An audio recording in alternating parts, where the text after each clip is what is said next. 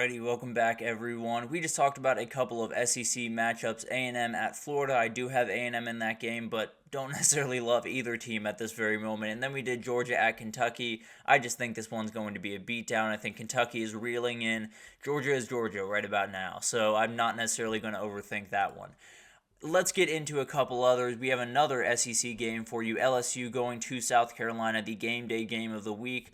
I think they should be elsewhere, but that's just my opinion. I think Tulane at OU is another really, really fun one this weekend that we're going to break down here as well. But let's get into LSU at South Carolina first. LSU favored by a touchdown in this one. 49.5 is the over-under.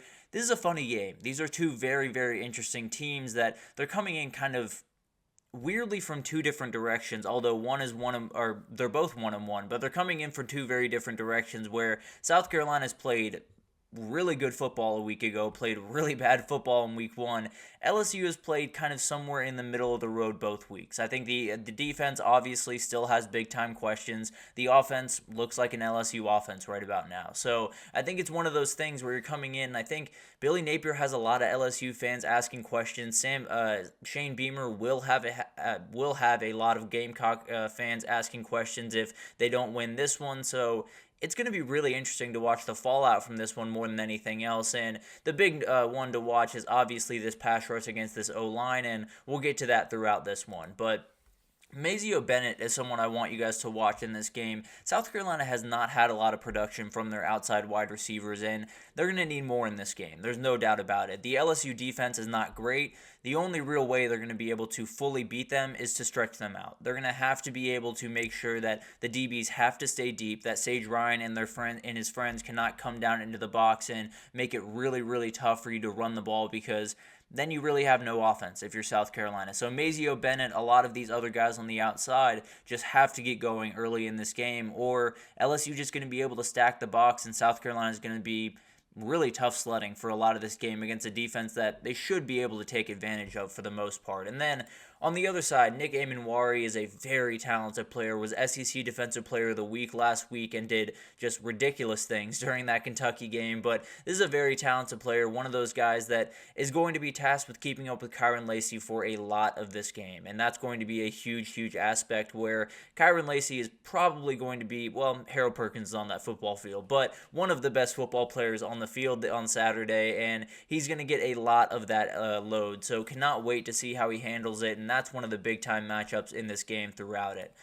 And then Caleb Jackson for LSU. You have to get this run game going if you're LSU. For whatever reason, they have not been able to get it going. Well, I know some of the reasons. The O-line has not been playing nearly good enough, and these running backs, although very talented and solid guys, not necessarily LSU level running backs. I think Caleb Jackson is a very dangerous player. He's going to have to take some steps forward. And then you have Josh Williams, who's a little bit more experienced, but not quite as athletic as you would like. So it's kind of a balancing act. You're going to have to do running back by committee. Hate that John Emery got injured, because I think this would look a lot better with him in that room. But finally, Harold Perkins. I think we all understand this one. Whenever you play Lenora Sellers, that very athletic linebacker becomes all that much more important. So I don't know if this is a pass rush type scheme for him going forward. I don't know if he's going to play a little bit more in the spy position and just make sure that Lenora Sellers' legs don't become a factor. Whatever he does, he's going to have to be great doing it. And this defense is going to have to rely on him a lot. As we talked about going into the season, he might have more pressure on him than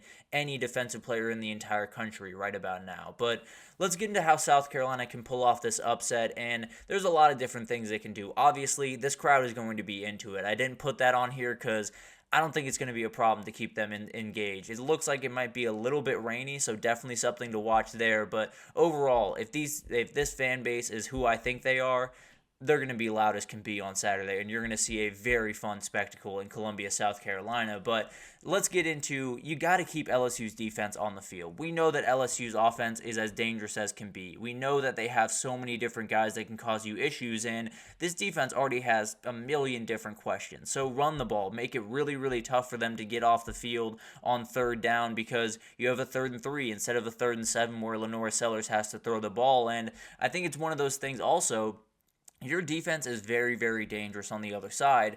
That being said, you have two edge rushers that have to be high effort, high intensity players every single down throughout this game. If Dylan Edwards and Kyle Kennard are not heard from, they're going to. South Carolina has no shot to win this game. Just plain and simple. They have to be big time players, and you got to give them a little bit of time to rest, a little bit of time to reset and be 100 when they get in there to go on their reps, because if they don't take them 100%, then these offensive linemen that are first round picks might just eat them alive. But also, be variable in this pass rush. I love Dylan Stewart. I love Kyle Kennard. I think they're both very, very dangerous people.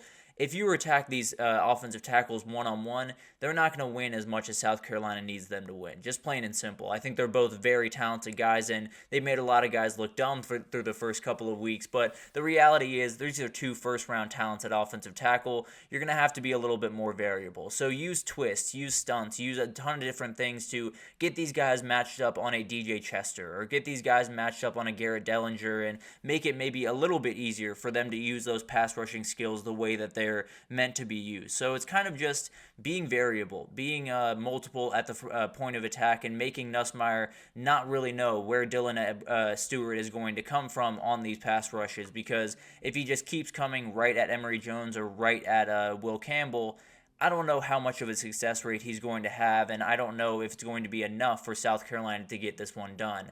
And then finally, Lenore Sellers' athletic ability needs to take over this game. This LSU defense has so many questions, and if you can get them off platform, if you can get them on plays that are a little bit longer, a little bit more drawn out, they're going to struggle. I can almost promise you that. So Lenore Sellers getting out of the pocket, making something happen with his legs, whether it's a throw or a pass, making this defense have to guard for just a couple of seconds more in this game is going to be absolutely huge, and could get this crowd a little bit more involved if they see Lenore Sellers running free down the sideline. So it's going to be awesome to watch this, but they badly need that athletic ability from their quarterback if they're going to get this one done. And then some matchups to watch. I think, obviously, we talked about this offensive tackle group between Will Campbell and Emory Jones.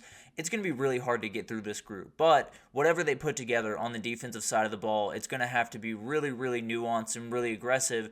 And then you also just have guys that could go at these guys and win a couple of battles. I don't think they're going to win quite as consistently as you need to, so you're going to have to be a little bit more variable. But every now and then, Dylan Stewart can probably win a matchup against one of these guys, which is outright terrifying in and of itself. But moving on, the SEC run game against the LSU front seven is huge. The LSU front seven is not very strong right about now, and South Carolina is going to attack you in the run game. There is really no other option for them in this game. If they're going to get anything going, it's going to be on the ground. So LSU is going to have to be up for the challenge. JVR Suggs and a lot of these other guys on the front seven are just going to have to be huge. Harold Perkins included in that. So it's going to be a lot of run game for South Carolina, and if this LSU linemen as well as linebackers do not come ready to play, then they might just be able to run all over you with Lenore Sellers and Rocket Sanders. And then finally, Blake Baker against Lenore Sellers is going to be fascinating. I'm so curious to see how he uses Harold Perkins, how he uses Major Burns, how he uses a lot of these other guys around his defense to combat the athletic ability of that kid, because there's obviously a way to beat him. Keep him in the pocket, make him be a pocket passer, and you're probably going to have a lot of success, but it's not all that easy to keep him in the pocket and make him a pocket passer because of his athletic ability. So that's going to be a really, really fun matchup, and I tend to believe Blake Baker is going to win it just enough. I think this LSU team has a million questions, and I think they have to figure out a lot of it. I also think South Carolina last week was just playing really good football at the right time. I'm not taking anything away from that win. It was very impressive what they did, but at the end of the day, I don't necessarily see it as a trend for South Carolina. I see it as a very, very good week of football. So I think LSU gets this one done. I think it's a very fun one, a little bit down to the wire, but I think LSU has enough offense to get this one done. Moving forward to Tulane going up to Norman to play Oklahoma. This is a really interesting game. Tulane coming off a game against Kansas State where they didn't quite get the win, but they proved that at the very least they belong. They proved that they can play on the same field with some of these players, so they're coming in with a little bit of confidence into this one. I think Tulane has some defensive issues. Oklahoma has some offensive issues. So it's going to be a very, very interesting game to see how all of this plays out, and that over-under is one of the more confusing numbers in the entire market because no earthly idea which way this game is going to go, but Jackson Arnold's got to be able to get going in this one. There is no world where this team is going to be able to do much of anything in the SEC if they can't get that guy going, especially throwing downfield, and right now, the O-line's giving him no shot to do that. So a lot of things need to change in this game, and I think Deion Burks is going to have to get involved. When you talk about pushing the ball downfield, that's what Oklahoma wanted to do this season. That's why Dylan Gabriel is at Oregon right now, because he couldn't necessarily push the ball downfield the same way that Jackson Arnold can. Deion Burks is the guy they brought in to do that. Deion Burks is the guy they said, he is going to be our deep threat. He is going to be the one that gets behind defenses while everyone else is chasing around Nick Anderson and Jaleel Farouk and all of these other guys. Problem is those guys are injured now. So you're going to have to find a way to scheme this guy open. You're going to have to find a way to get the ball in his hands because he is as dangerous as can be with the ball in his hands, especially against a back end that has some big-time holes in two lanes. And then Billy Bowman is one of the best safeties in the entire country, one of those guys that plays so instinctively, so smart, one of those just impossible to avoid, really, defenders for Oklahoma. And I think in this game, there's so many wide receivers on that back end for Tulane that you're going to have to keep up with that he's just going to have to be a really good general of this defense. He's going to have to communicate with that back end really efficiently. He's going to have to make sure everyone is aligned. And then when people aren't in their position, he's going to be the one that's likely called on to make those plays. So there's going to be a lot of opportunities for him to do that because Tulane is going to push the ball downfield. But if he can't make at least a couple of plays in this game, maybe the Tulane offense gets their feet under him a little bit more than we're expecting.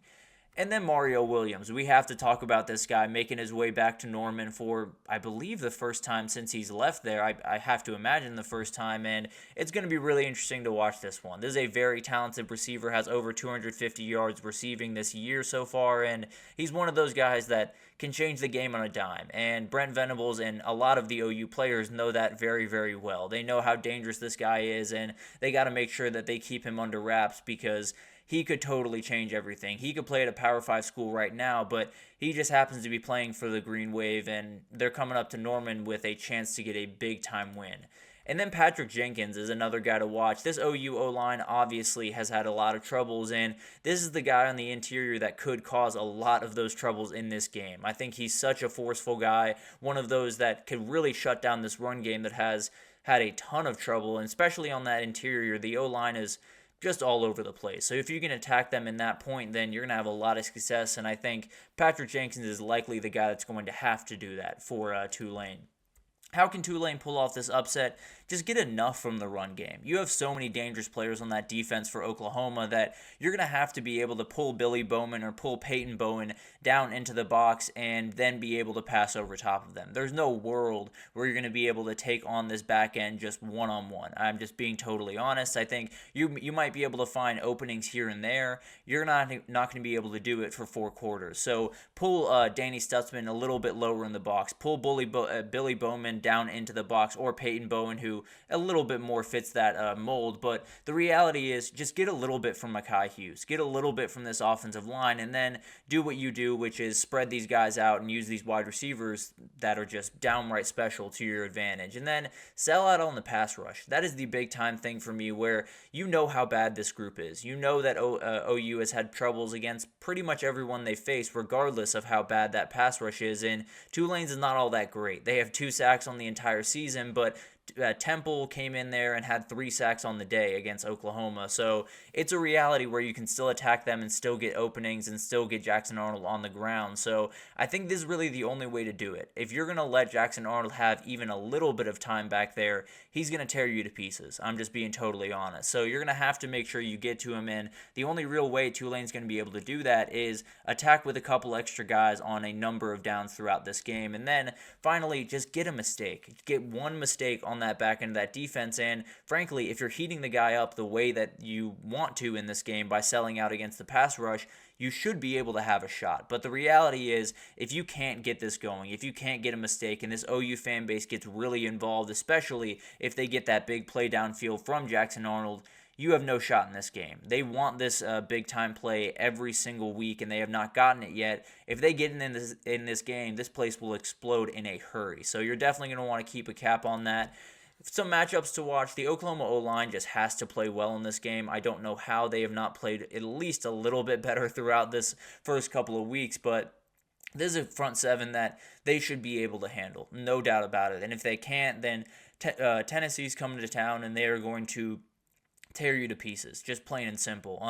And then the Tulane wide receivers against this Oklahoma back end. We've talked about this a little bit. The Tulane wide receivers are really the only even keel position that that Tulane has with Oklahoma. It's the only place where you look at Tulane's guys and you feel like, okay, a couple of those guys could play on Oklahoma right about now. So you're going to have to utilize those guys a ton throughout this game. And then finally, John Summerall against Jackson Arnold. How does he heat this guy up? How does he make him uncomfortable? And can he force a couple of mistakes from the kid? Because he wasn't necessarily able to all that consistently against Kansas State a week ago, but this is a dangerous O-line that could cause a lot of issues for this Oklahoma offense if they do not come ready. But I am going to pick Oklahoma to win. I still think Oklahoma walks out of this one feeling a little bit frustrated with the offensive performance. I still think they have a lot of questions heading into that Tennessee game, but I do think they avoid a big-time upset here and are able to get that win. And then we'll see what happens in SEC play. They still have a ton of questions, and maybe they're answered this weekend, but I would feel very confident to venture to say that it is not going to happen in terms of them being able to totally fix those problems. But I am picking them to win. It's going to be a very interesting game, but I do think OU gets it done at the end of the day. But let's take our second break here, and when we come back, we got to talk about these old Pac-12 matchups that just got a little bit more interesting last night. So we'll break it down right after this, so stick with us.